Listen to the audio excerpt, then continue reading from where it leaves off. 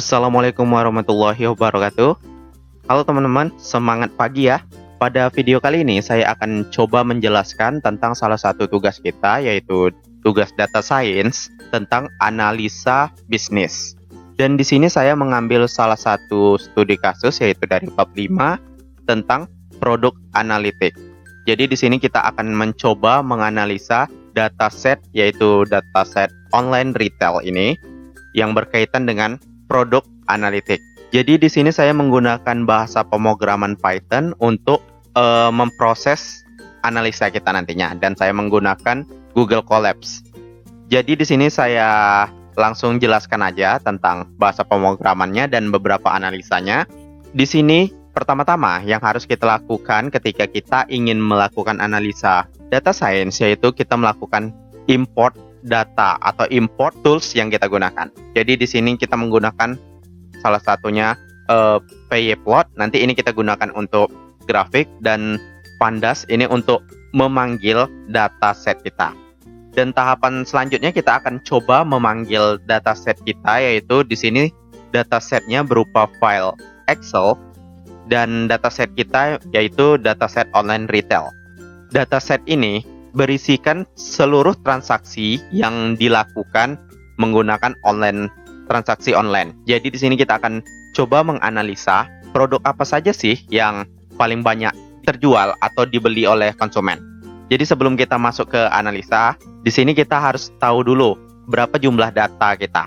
Di sini dapat kita lihat bahwa jumlah data kita yaitu sekitar 541.000 dengan 8 kolom. Jadi sintaks SAP ini digunakan untuk melihat banyaknya data dan banyaknya kolom dari dataset kita. Dan untuk lebih jelas, kita lihat dulu bentuk dari data kita, yaitu menggunakan sintaks head. Sintaks head ini untuk menampilkan 5 data pertama.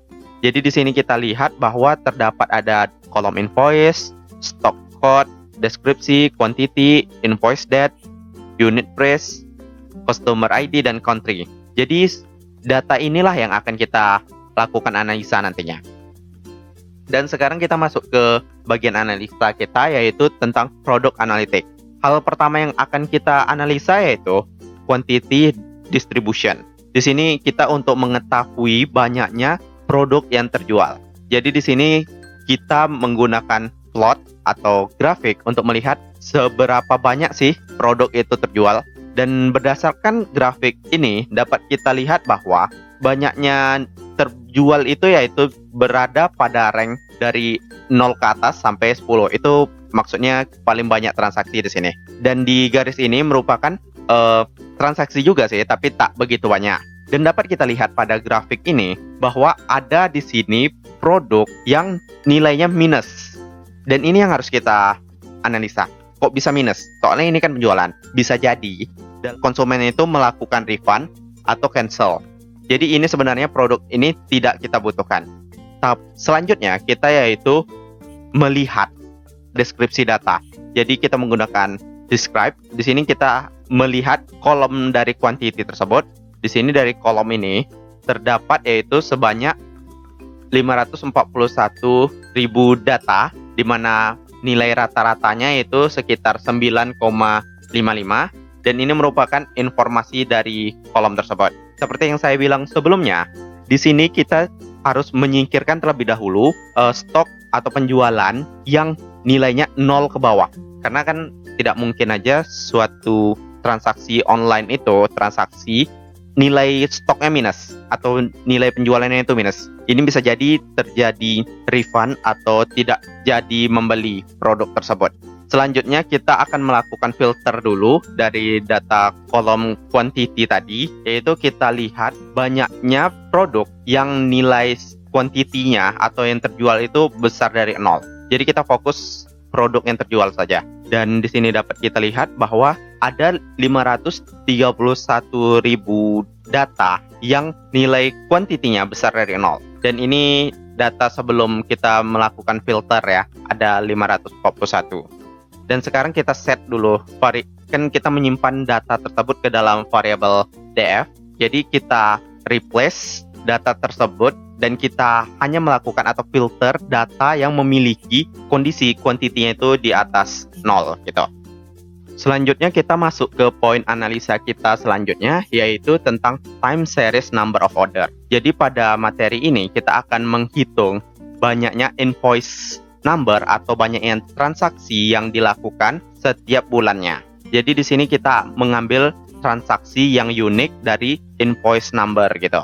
Dan dari data tersebut dapat kita lihat bahwa di sini pada dataset tersebut terdapat sekitar 13 bulan transaksi, di mana dari data tersebut dapat kita lihat pada bulan 12 tahun 2011 ini penjualan kok turun jauh gitu. Sedangkan pada 2011 bulan 11-nya ini meningkat dari sebelumnya. Jadi di sini tahap selanjutnya kita harus melihat kenapa terjadi pengurangan signifikan seperti ini. Dan sebelum kita melakukan pengurangan atau mengecek pada bulan ini, kita terlebih dahulu menggambarkan grafik atau plot dari setiap number order atau transaksi yang dilakukan setiap bulannya. Jadi di sini kita perhatikan pada grafik, terdapat kenaikan penjualan itu terjadi pada bulan 8 2011 sampai 2011 bulan 11. Ini mengalami signifikan yang tinggi dalam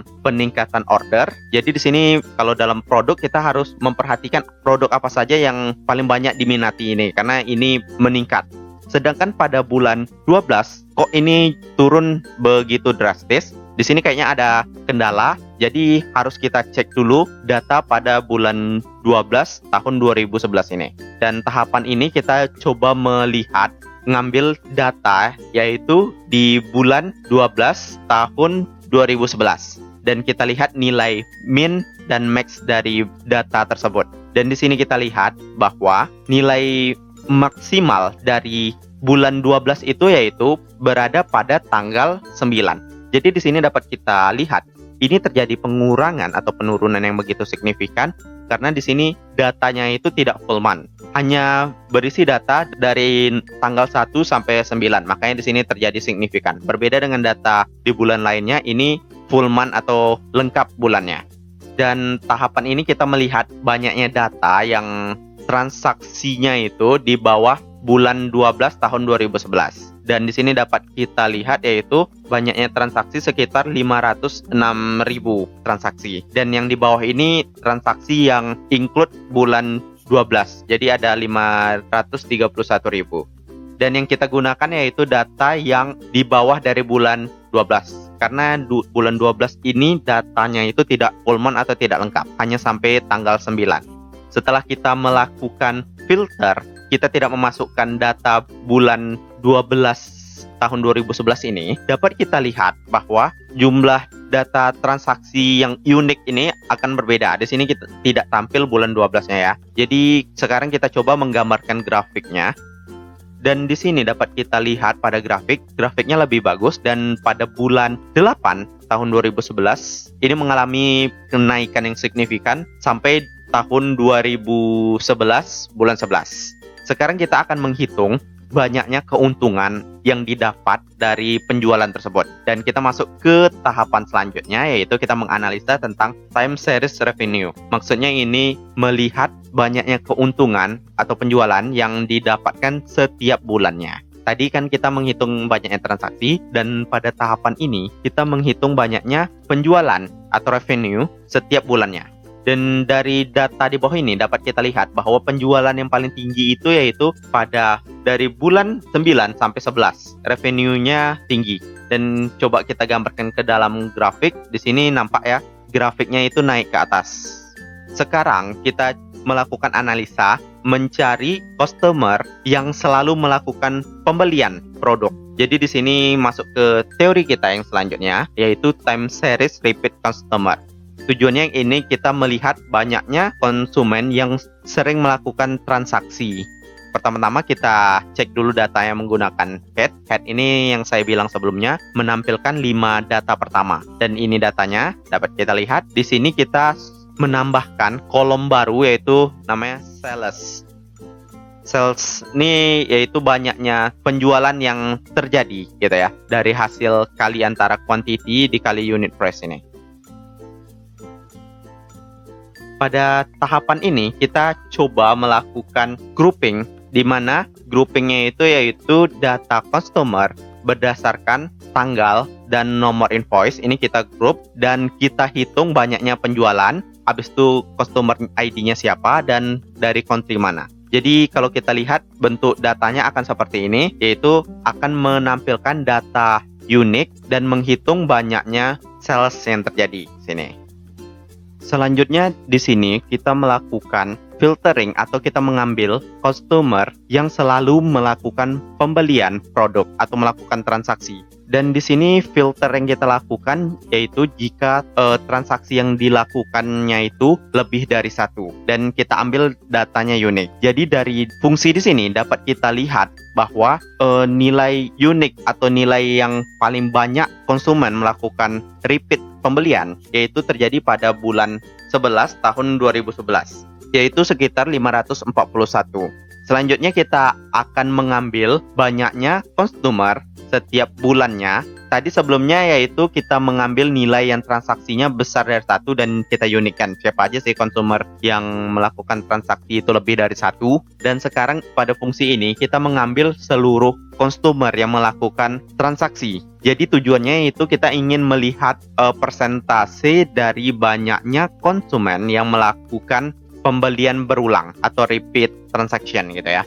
Dan di sini dapat kita lihat persentasenya yaitu seperti pada data sebelumnya pada bulan 11 tahun 2011 yaitu memiliki persentase yang paling tinggi yaitu sekitar 33%. Jadi pada bulan 11 inilah yang selalu banyak konsumen melakukan pembelian berulang. Dan di sini gambaran dari grafik pembelian tadi dapat kita lihat pada grafik yang di atas ini yaitu banyaknya konsumen yang melakukan transaksi, sedangkan pada grafik di bawah ini yaitu banyaknya konsumen yang melakukan pembelian yang berulang gitu. Di sini antara grafik atas dan bawah dapat kita lihat ya teman-teman, dia naik pada bulan 8 sampai bulan 11 itu grafik penjualan kita menaik.